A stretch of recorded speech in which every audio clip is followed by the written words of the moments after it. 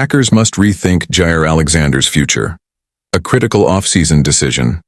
As the NFL offseason heats up, teams across the league are making crucial roster decisions that will shape their future.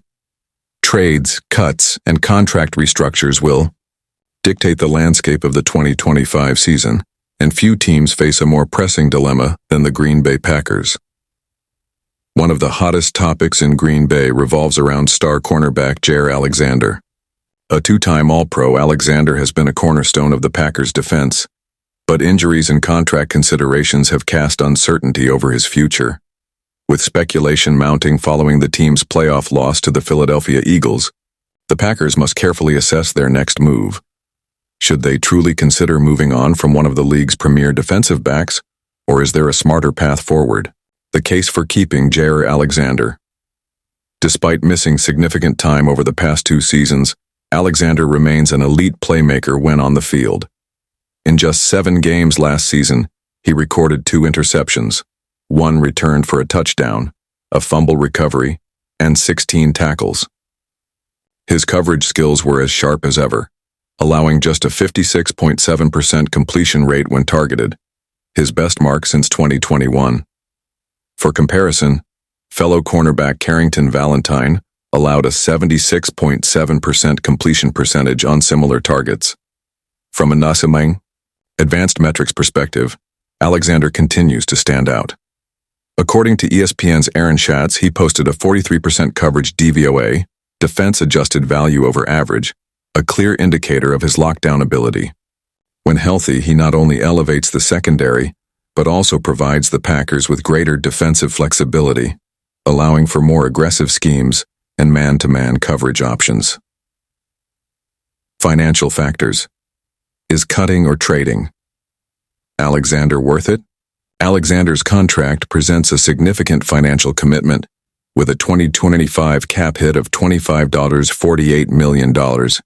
If the Packers were to release or trade him before June 1st, they would still absorb a $19 million dead cap hit. A post-June 1st designation would save the team $17 million in cap space but push $10 million onto the 2026 salary cap. However, with Green Bay projected to have between $45 and $50 million in cap space this offseason, the urgency to free up additional funds is not as critical as in previous years. A more strategic approach would be restructuring Alexander's contract. This move could offer a balanced solution, reducing his cap hit while keeping one of the team's best defenders on the roster. With 2 years remaining on his current deal, a restructure could provide financial relief without sacrificing defensive talent. A path forward, rebuilding trust and stability. Beyond financial considerations, the Packers must address any potential tension between Alexander and the coaching staff. His decision to skip the season-ending media session raised eyebrows, but any rifts can likely be repaired. If head coach Matt LaFleur and new defensive coordinator Jeff Hafley can align their vision with Alexander's role, they can reaffirm his importance to the team and ensure he remains a key piece of the defense. The bottom line, Packers are stronger. With Alexander, while off-season decisions are never easy, moving on from Jaire Alexander would be a mistake. The Packers should prioritize keeping their top cornerback, whether through a restructured deal or a renewed commitment from both sides.